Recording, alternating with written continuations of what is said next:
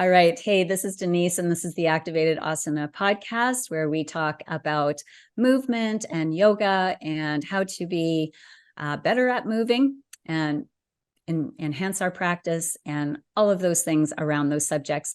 And today I have Dina with me, and she is someone who has done activated asana as training, uses the methodology in her teaching, but she has such an interesting background in gymnastics and other movement modalities, mainly gymnastics, but of course gymnastics includes a lot of different types of movement and equipment and lots of skills. So I'm really interested to hear about her gymnastics background and how she came to be a yogi and all the journey from there. So hi, Dina. Thank you so much. And thank you so much for being willing to share. I can't wait to hear your stories. Where did it all begin? So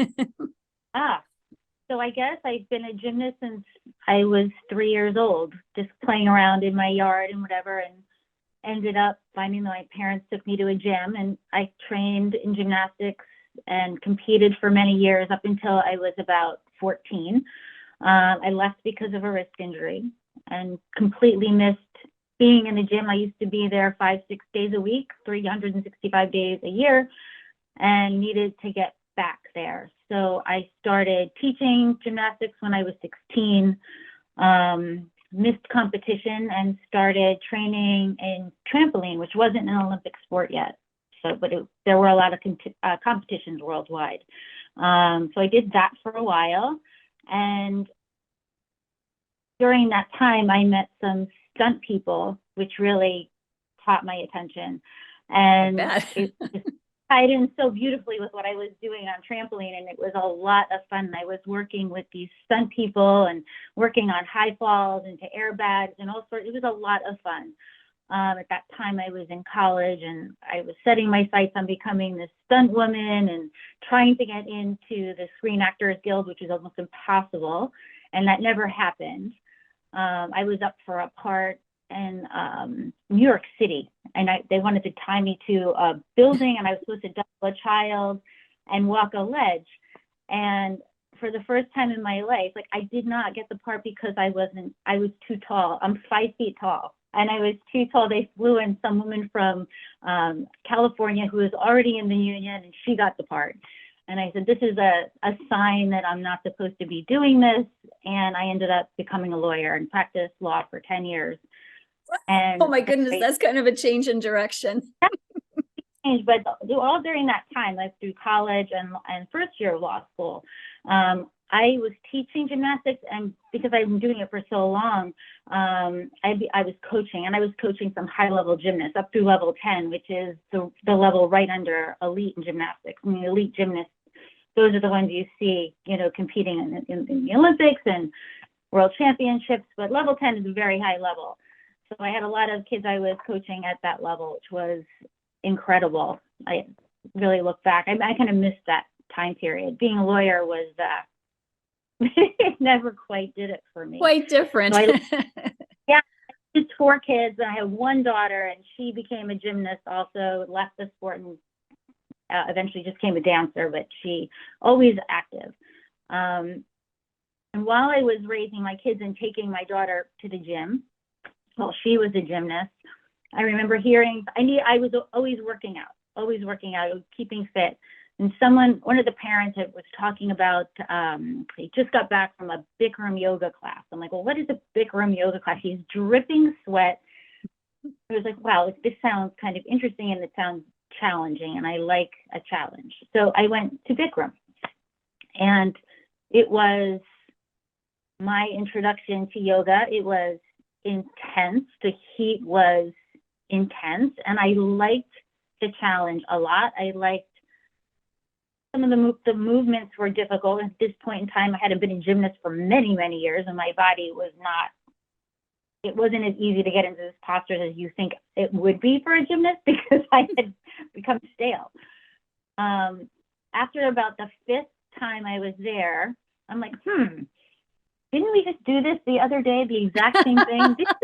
I'm like, am I missing something? Because nothing has changed. The cues have been changed, and nobody's teaching me anything. The room is packed. People are sweating.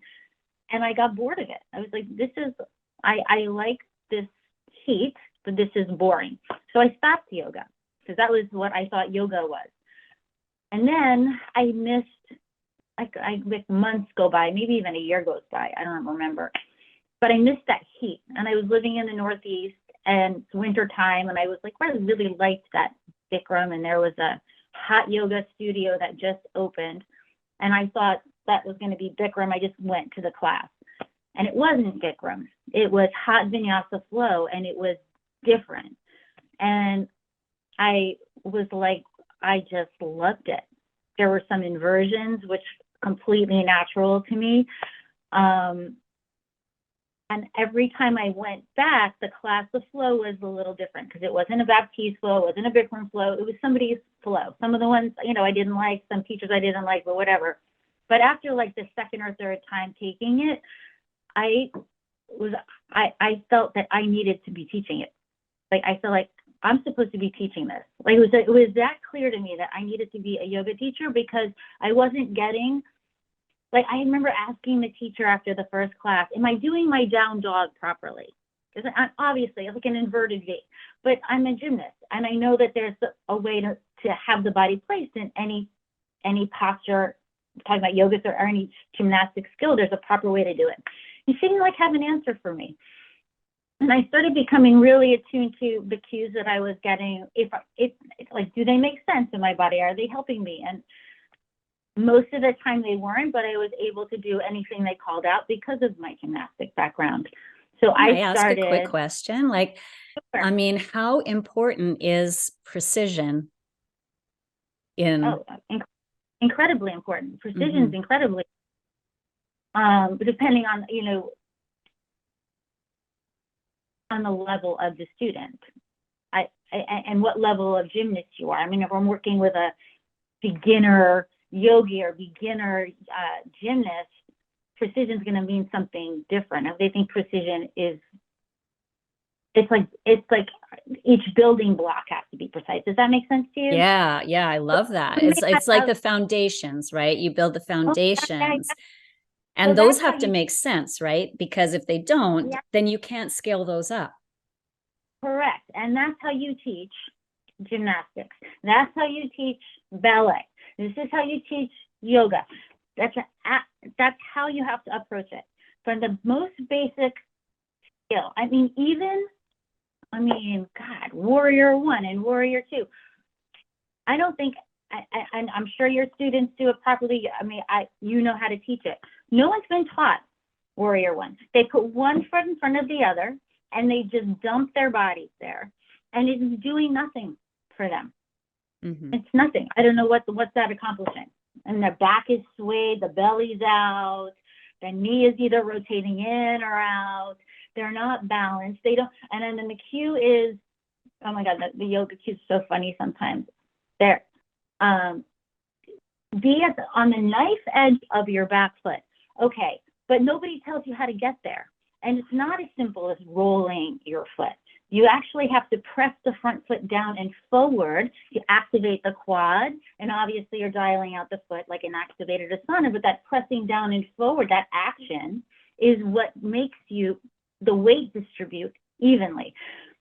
So it's really interesting when I had a class yesterday and I was teaching, they were the first time in my class and I'm teaching them and giving these cues and they were like, oh my God, like no one's ever told us how to do that. No one's ever told us about dialing the feet out. No one's ever said how you get to the knife edge of your back foot. And the other cue, and what do I hear in Warrior 1? Close your ribs. That's a great one. Close your ribs. What does that do? Close your ribs makes you hunch forward, right? Do I understand? And it doesn't activate the lower portion. And correct me if I'm wrong, but that deep front line we're dealing with here. Probably front line, superficial, deep front line, both of them. Yeah. So that cue that I learned actually from Activated Asana, pubic bone to breastbone, is a miraculous cue. That teeny tiny little shift of the pelvis fires up the entire core and closes the ribs. Closes the ribs just enough. It's supposed to be just enough. You're just supposed to get that frontline activation. So yeah, and incredible, because once the student understands that frontline activation, oh my God, a world of postures opens up. A world of stability, not only in yoga, but in real life, opens up. So incredible. I think I went way off track there, but well, that's fantastic. But I mean, and I love where you went with it, but let's go back to like, you're taking this hot vinyasa flow now, yeah. and you're going, I have Mm-hmm. to teach. And I'm guessing, but it is pretty obvious that because you felt like you could build a better foundation, I suppose. I feel like I'm a teacher, and I've been a Yes. teacher. I think my whole life I was meant to be a teacher of now I know, of a movement practice. And I remember, just being, I mean, I didn't come from any money. I had to work my way through school. I paid for college. I paid for law school myself. Thank God I had, gymnastics there. That was a background. I could always fall back, and that could be in my income stream. But when you have something, you're just dying to do something else. And I thought I just wanted, it was the time when, what was that show on television, LA Law, and everybody wanted to be a lawyer. I was one of them. And and it was never for me. It was never for me. I stuck it out, and so now I'm back where I'm supposed to be. But during that hot vinyasa flow time, going, I mean, I could teach this. And I had some teachers that I thought were pretty good. Knowing what I know now, they weren't very good. It's amazing how that has changed my perception of what a good teacher is. So the first thing I did after a number of years, because I was in my late 40s, and I'm like, oh my God, I'm probably too old to change careers. I don't need the money. What am I doing? And I decided, just like, you know what? I was about to turn 50. It was 5-6 years ago. About to turn 50. I'm like, I'm just going to do it. I went to Jacksonville, Florida. So I live part-time in Florida. I went to Jacksonville, Florida, to a Baptiste affiliate studio, and I learned to teach yoga. And it was such a disappointment. It was such a disappointment. I think I found my teaching voice there. They teach you, speak to the back of the room, blah, blah, blah, blah, blah, blah. But no, they were not teaching yoga. I did not learn to teach yoga there. I learned a Baptiste flow and how to call out the Baptiste flow. And that wasn't enough for me. So I started, getting a little student group together in my neighborhood, and I was teaching this Baptiste flow. I'm like, this is not enough. This is not what it's supposed to be like. So I started to train in Ashtanga a little bit. And Ashtanga is a very interesting practice. It's very spiritual. I like the depth of it because it's real yoga. It can be a little, I want to say, cultish. Sometimes like a little dogmatic. I mean, it's for sure dogmatic, and that's fine. A lot of people like that degree of structure, but it can. I know what you mean exactly, and I think it's almost an inevitability with certain types of, I guess, dogmas, But anyways, I also agree. Very, very interesting practice. Great principles.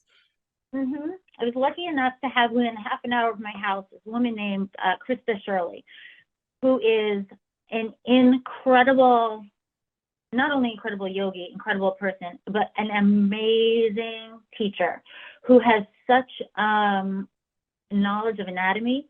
She actually trained with Patabi Joyce. Patabi Joyce told her to go before he died, years before he died, go open a studio where you live in Florida. I'm blessing you. I want you to teach this practice. So to have her there, it was amazing. And she approached me and asked if I wanted to do her apprenticeship that was coming up, a 6-month apprenticeship. And I told her, yes, but I'm not going to, I'm never going to teach Ashtanga. So I told her flat out, I want to learn whatever you have to teach me, but this isn't a practice that I want to teach. I really like vinyasa flow. I like the freedom of vinyasa flow. So she knew that going in, but it was so much homework. It was so much information, all phenomenal. And she had a doctor come in who also was an Ashtangi and owned a studio, I think, in Pittsburgh, but she's a doctor. And she came for an entire weekend. It was like a long weekend of 4 days. And we went over real anatomy, and it was incredible. And we broke down postures based on anatomy. And that was fantastic. And it affected the way I teach in a positive way. And then I found Activated Asana, and I think I found the movement template. I think I found it. You must have sent just a blast email. I don't know how I got that email or why. I was doing a lot of free content on social media, and people were opting in to be on an email list, because, it's just like, hey, I'm probably going to offer courses and stuff. Do you want to be on the email list kind of thing? And so people opted in. Could have been just that. But that came in, Mm-hmm. and I started that. It was, on our own time, looked through the whole movement template thing. And that was like really life-changing for me. And I would sit in front of the computer for hours, listening through all the calls and learning about the fascial lines was a game changer. Because I feel like, in gymnastics, I know how to activate my body, so I know where each and every part is in space, but I never had the terminology or the knowledge about, like, for instance, the superficial backline, how it starts from the top of the eyebrows all the way down to underneath the foot, and how to activate and what that does when you're really aware of it and activate. A total game changer. Mm-hmm. So I have all this new information from various sources that I just plop on to the way that I would teach or coach gymnastics. And my results are incredible. I wish I could reach more people. In Florida, I live in a gated community, and I think there's like 300 homes in there. And I do a studio out of my house. Mm-hmm. I'm not allowed to ask of anybody outside the gates coming in.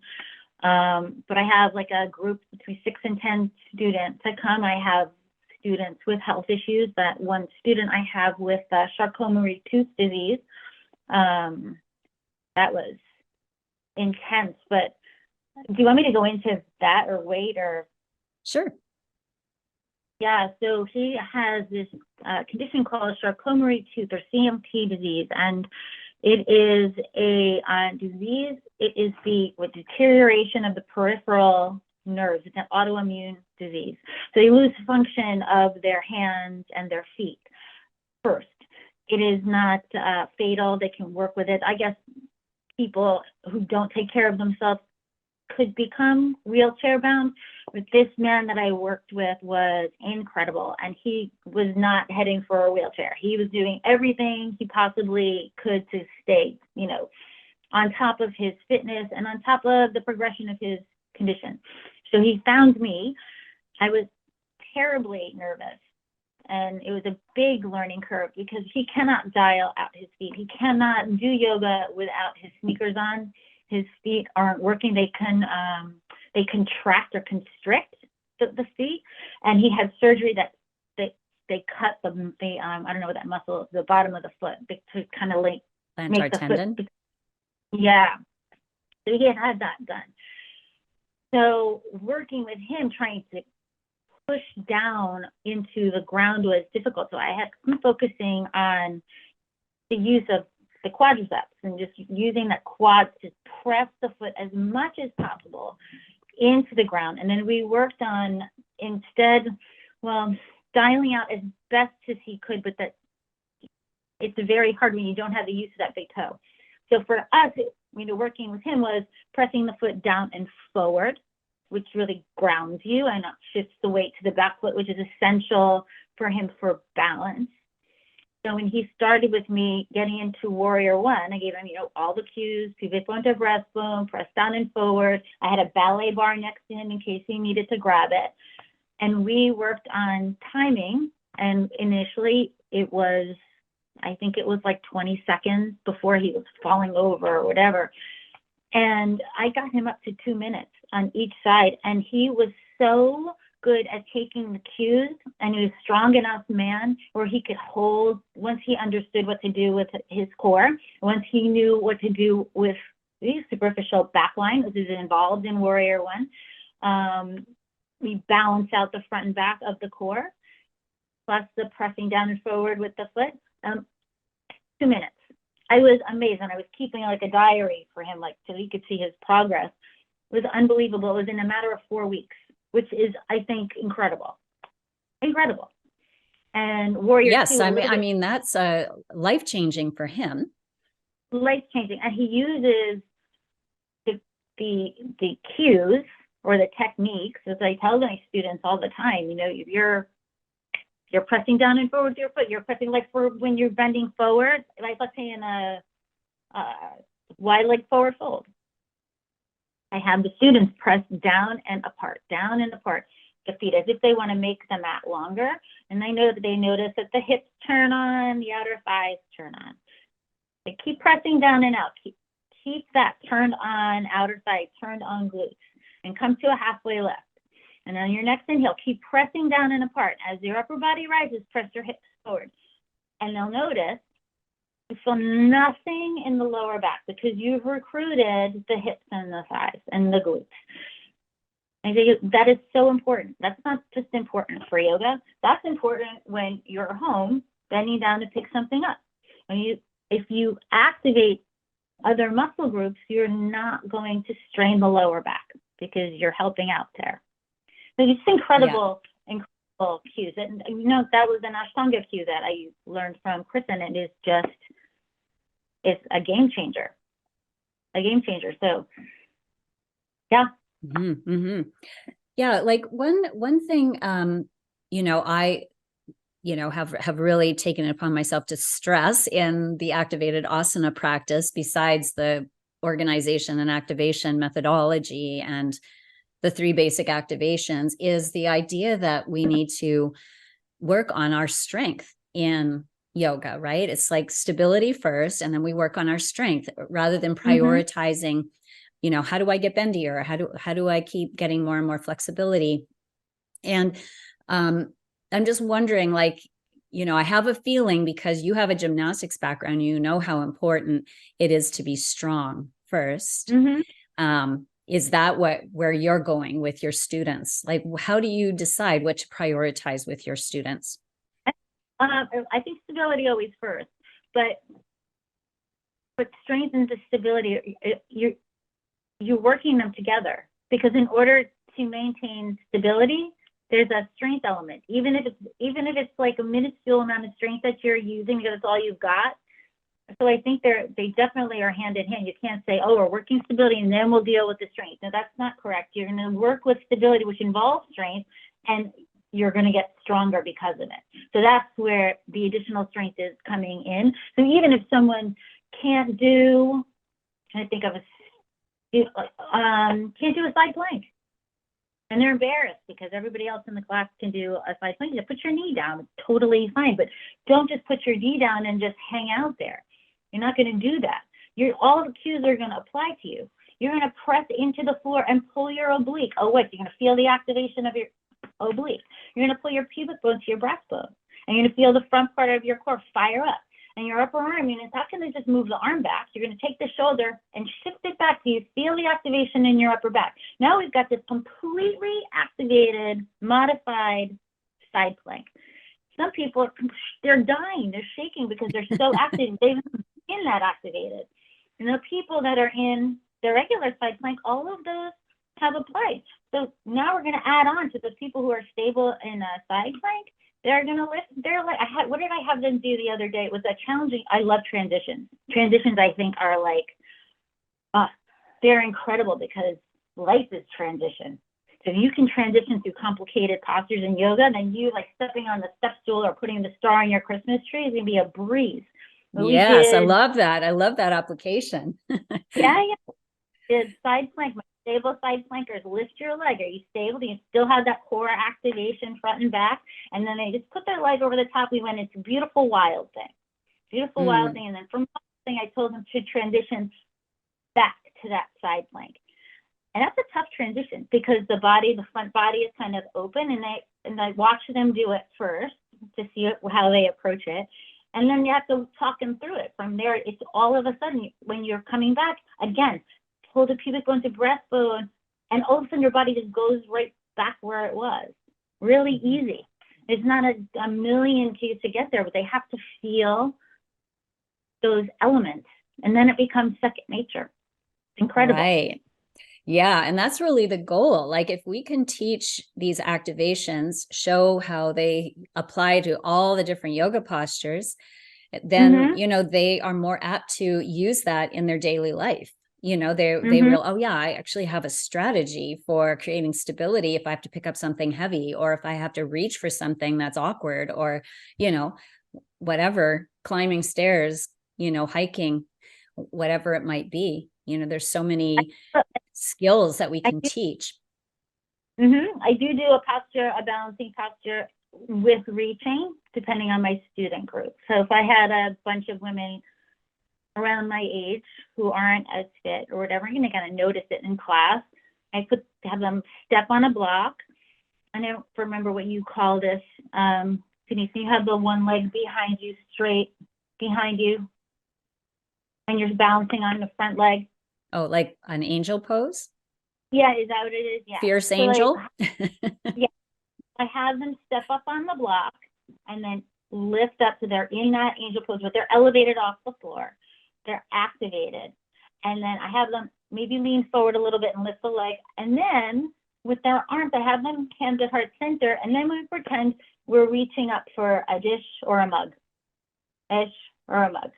And I love that, because once you find, and this is true for every posture, where you get them into that place of stability and you want to add onto it, you tell them, I want you to maintain the stability that we've just created. We're not going to let that go at all. We're just going to add to it. So now we're just going to add arms to that. Nothing else changes. And we're going to reach. And it's amazing. Once that they get that, they can do it. And then they can do not only in their Fierce Angel, they can do that same movement in Warrior 3. It's just right. Really, yeah. And in their real life. Yeah, it's really incredible. I mean, it's quite a different approach, isn't it, from things like that I was actually taught in my yoga teacher training, when I was a student in there, to get into a particular asana and let go.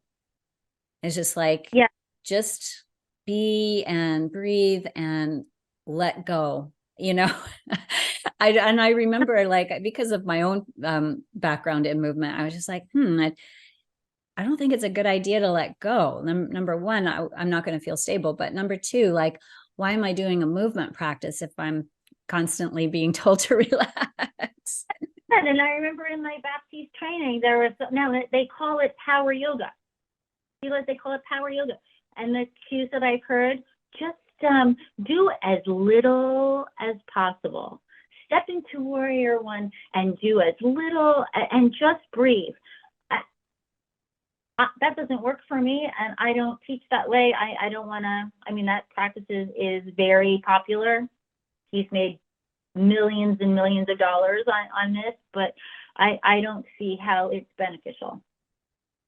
Yeah. And this comes back to one of my favorite things to talk about, and that is like the modern movement crisis. Yeah. Because people, I love that people are coming to yoga, and I love that they see it as a refuge in a way, for their mental stress. And I think we can provide relief from their mental, emotional, spiritual stress, and perhaps, a lot of the negativity that comes at them. But I don't think necessarily the best way to do it is through complete relaxation. I think we relax better after some effort. So there needs to be that balance. And yeah, I just don't think we're serving our students if we're not strengthening them. I think we need to teach students, and one of the big parts of yoga that's so important is teaching the students how to access this sense of equanimity in the face of chaos. Yes. And in yoga, it's self-imposed chaos, right? So we say a lot of times, and I love Utkatasana for this reason, because people's thighs, they're dying. Say, no, we're going to be here. Sit in Utkatasana, arms up, whatever. Get your drishti on one point. Just breathe. Just breathe. We've created this chaotic situation, and we're going to use this posture to just breathe and focus on our breath and just stay and just stay and just stay. Because that's what real, I mean, aside from all the benefits on the physical side, to find equanimity in chaos is the key to living a sane, happier life in general. And I tell them, like, this is like, you know, your kids are driving you crazy. That's what this chair pose represents. What are you going to do? Wouldn't you find out, like, you want to find some sort of sense of calm in the situation? It's your breath. And that's helped me. Before I started yoga, I used to have terrible road rage. I was like, bad. And then after, like, was that the Northeast or down in Florida? I was in the 30s. It was a long time ago. It was in my early 40s, only 30s, 40s. But after yoga, after, you know, a lot of that meditation training, and I also am certified in yoga nidra, which I really, really love. And I don't, you know, it's just dealing with whatever's coming at you in the present moment. And I think that should be taught in every single class, along with activated asana and all the cues, because it's important. Yeah. And just learning that the cues are giving you that sustainability, you know, that ability to stand with it. I have to share with you, and I think this is my, the best compliment I've ever gotten from a yoga student who is also a yoga teacher. And she said to me, your cues are like hands-on adjustments.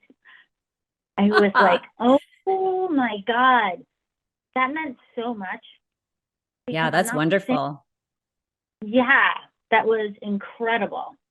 Incredible. I love that. I love that. And I think, you know, well, if it, you know, I think you have said as much that you are using cues from activated asana, that method. A lot of they're action cues. They're not necessarily alignment cues, right? It's like, here's what we do, you know, we're activating, and this is how we activate. It's like you said, like how we build our foundation, you know? Yeah. Yeah. So my students, they don't know. I mean, I know what so downward dog is your first handstand. Are you ever, like, some students are never going to do a handstand, but I don't know that. So I'm going to teach it. I'm going to teach what they need to do with their body. So when it comes time for their feet to leave the floor, and this has happened on numerous occasions with my younger students who are now advanced yogis, handstands are like nothing to them because they had no idea how long they'd been doing the prep for it.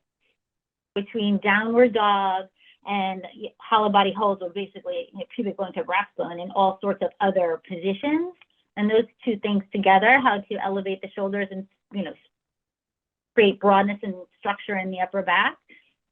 All of a sudden, they're like, "Oh my God, I wasn't even a gymnast." I'm like, "You don't have to be." You know, you just said a key word there. You said these are prep poses, right?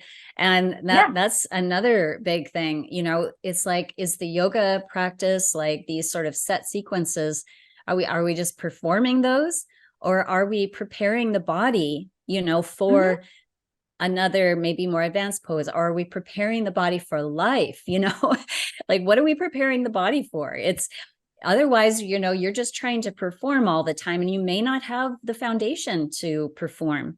You know, you may not have built and prepared the body for what you're trying to do. And that's why people develop such wonky compensation patterns and then eventually gradual onset injuries. You know, it's all about the preparation. Yeah, totally. And the studio I'm working at now is a Baptiste studio. But I work when I'm here. I'm up in Connecticut now, probably for another month and a half. But when I'm up here, I teach like 2 days a week there, and I'll sub. And I told her that the owner, at least one of those days, I want to teach my class, and I want to teach a vinyasa flow that's mine.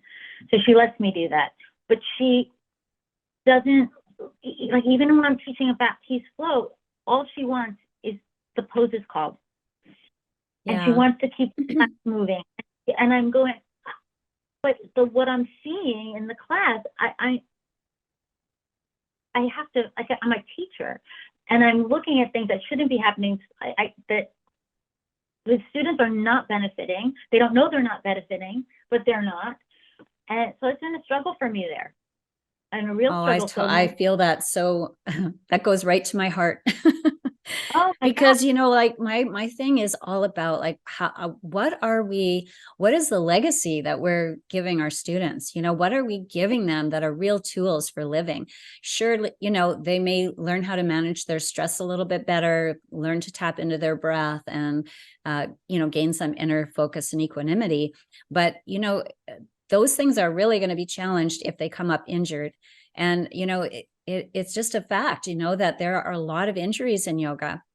And I think it's just because of the right things aren't really being focused on in a lot of these practices, you know, and it's fair enough in a way, because yoga teachers are not really trained for that. If you want to be trained in that kind of, you know, ability to prepare and layer and, you know, bring somebody down a path of adaptation over time, you need to really understand how that process even happens. And I don't think that's ever been a big part of how yoga is taught and passed on. It's never really been emphasized. And I mean, the truth is, you know, you're teaching a movement practice, and people are trusting you, you know.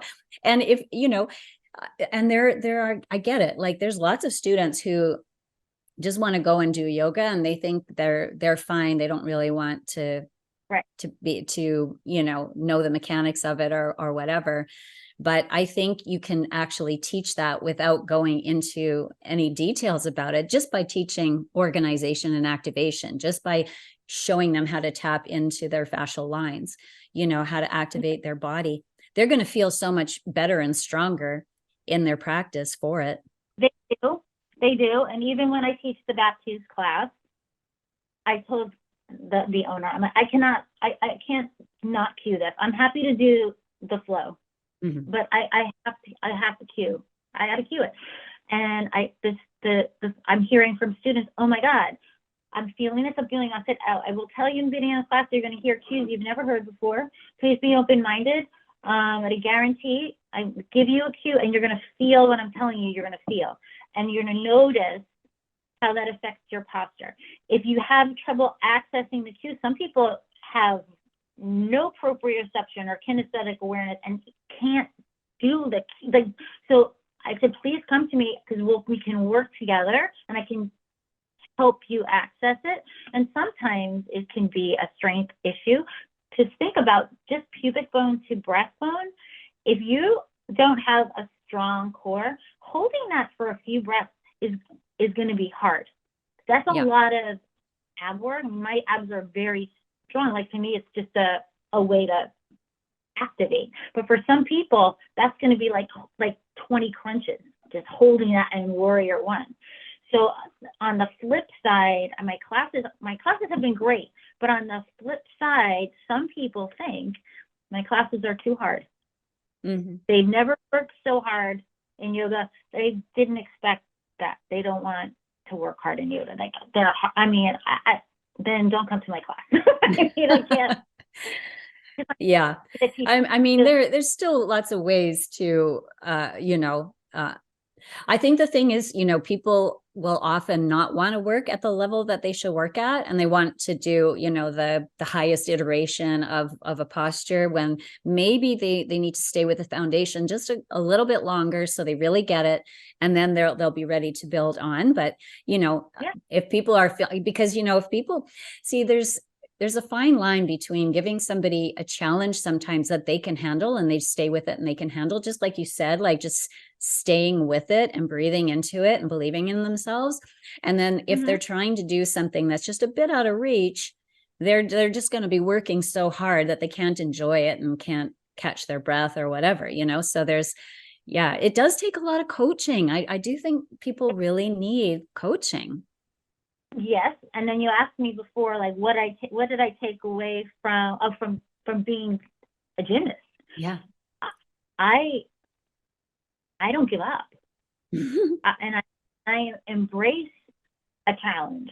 Right. And I don't understand going to a physical fitness class and doing something not 100%, or what your 100% looks like that day. This is a waste of time. And like the cue, like, straighten your leg. This is a typical in gymnastics. So we straighten the leg, straighten the leg. But in yoga, they don't know how to straighten their leg. They've never. Sometimes I have to stop the class to show them what a straight leg is. But most of the time, they can, straighten the leg, but they don't. So I say, my coach used to say to me, he used to say when he'd give me like a directive or whatever, a cue, and I wouldn't do it. And it would be something either. I think I would, what was it? In particular, it was almost a double twist with straight arms, and I was bending an arm. So he's like, keep the arm straight, keep the arm straight. I'm like, I'm trying. So he put his finger out and he said, well, try to squeeze my finger. So I squeezed his finger. I said, no. He said, no, try to squeeze my finger. But he didn't, but I just squeezed it. He's like, yeah, it's just like straightening your arms. You just do it. Like, you know what I'm saying? Do it. And I kind of relay that. Do or do not. There is no try. Exactly. There is no, sometimes there's not. And sometimes, that gymnastic coach comes out, and a lot of times in yoga, and some people like it, and some people are, they don't want to be pushed. And that's a struggle as a teacher. It's a real struggle. Oh man, I would love to take your class.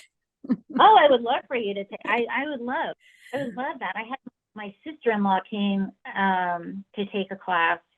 She was visiting me, and she is an incredible yogi. Like, and kind of has left the practice a little bit to focus on arm balancing.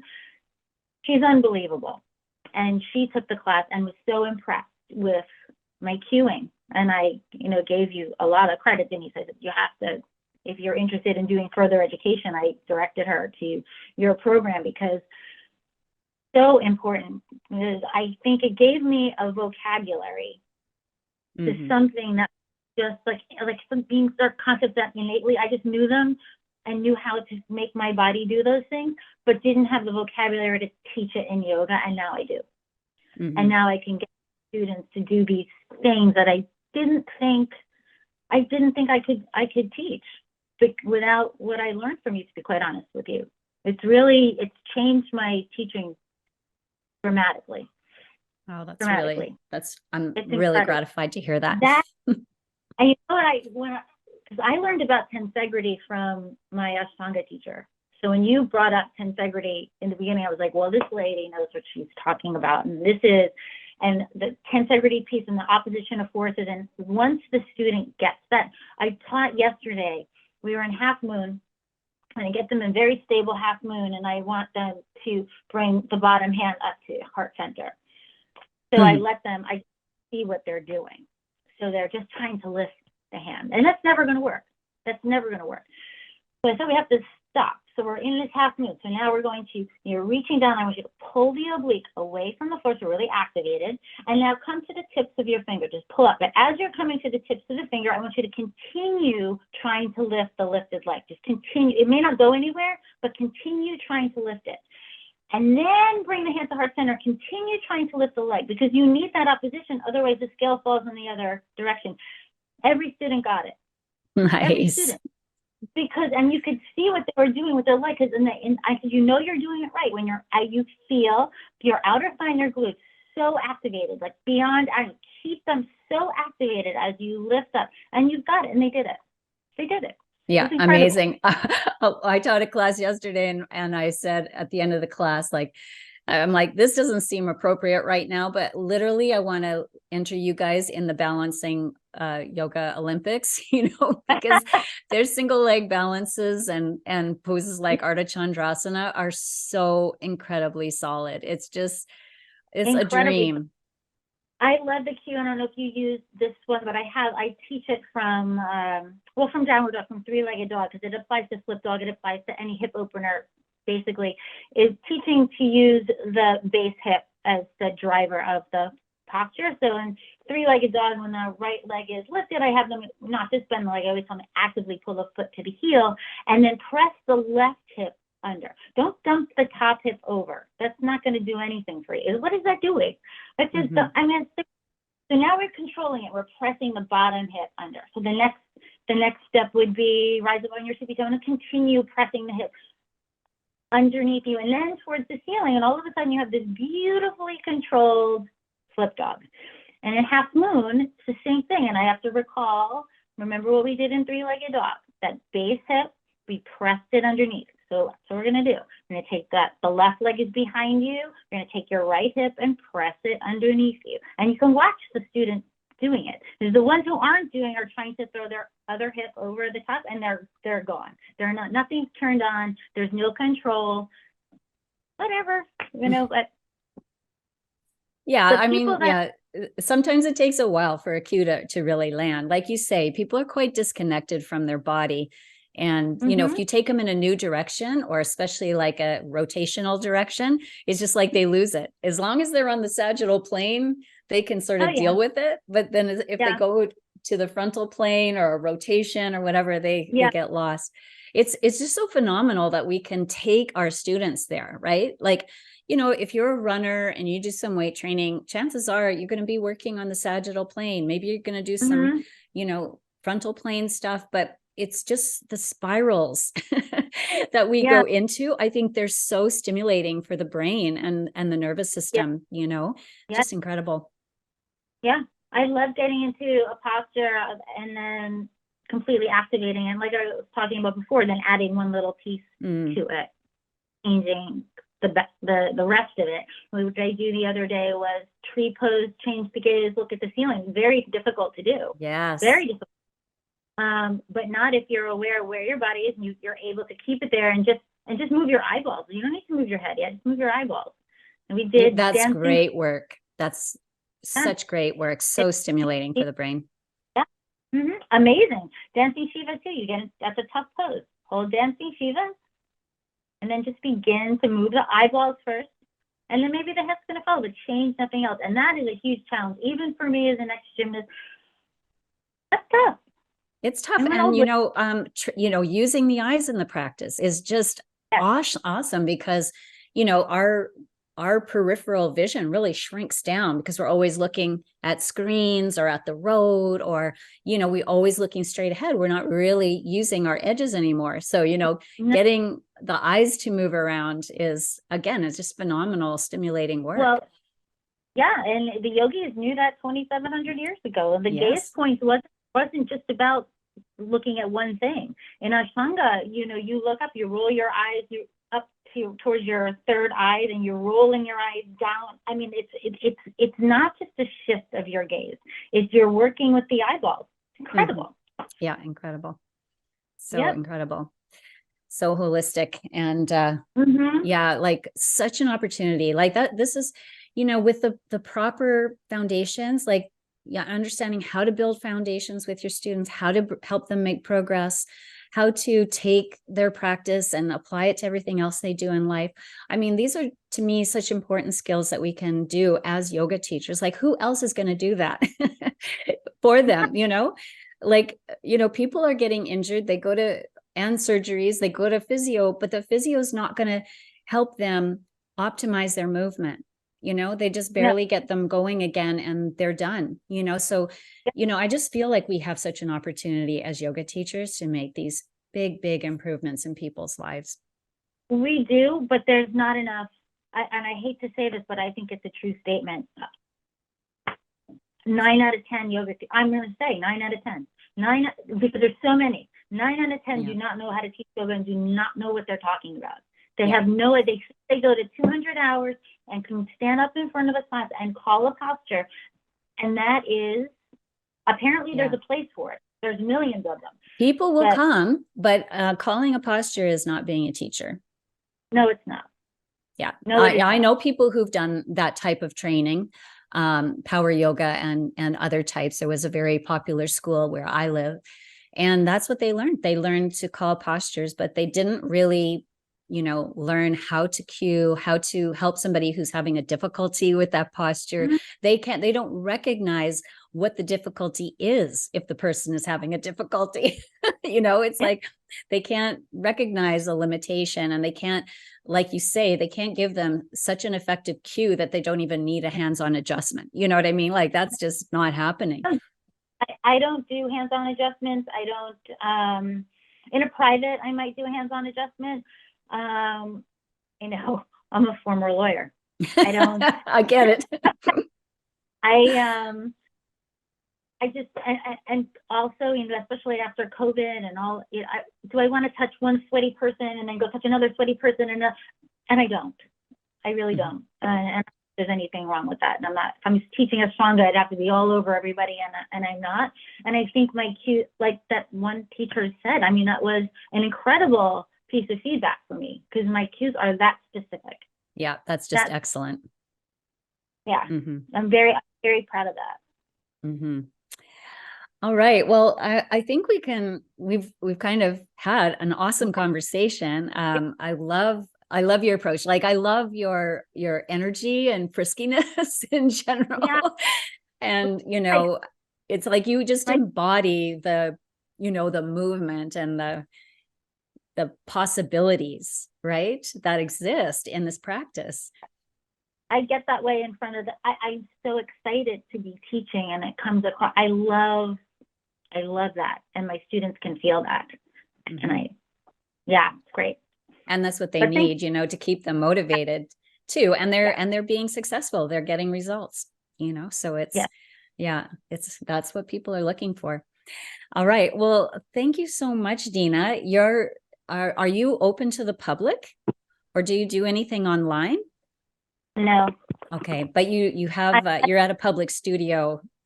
I am at a public studio here in Connecticut. I have my private studio in Florida. I don't know how to market myself. I don't know. I've been told by a lot of people that I should be teaching other yoga teachers. Yes. I have so many hours of training, but not under Yoga Alliance. So I'm not a 500-hour under their terms, but it's interesting, because to get 500 hours under Yoga Alliance, it doesn't mean anything. I have more knowledge than most people have put out. I have more than that, and I feel like I would love to train other teachers, but I guess I could do seminars or workshops, but I haven't done that. I should. Well, you do have workshop curriculum if you ever want to offer it. Yeah. So, yeah. All right, well, my dear. Yeah, no, my pleasure. I knew you have such a great story, like such a movement enthusiast, and such a student of movement and a coach of movement. And I just wish there were more people like you. I think the world needs us. Really does. Yeah. All right. Well, maybe we can talk again. I would actually love to talk about just yoga education in general. That would be fun. Yeah. Okay. All right. All right. Thank you so much, Dina. Appreciate you so much. Okay. Bye for now. Hi there, Denise here. I hope you enjoyed that discussion. And if so, please like the video and subscribe to the channel so you can see the next one. And hey, if you're interested in learning more about what I do, I invite you to my free community called the Yoga Teachers Lounge. You can join that in the link below. And hey, if you want to work more closely with me and become an Activated Asana teacher, then head over to my website and fill out an application. Hope you enjoyed, and I hope to see you on the next video. Bye for now, everyone.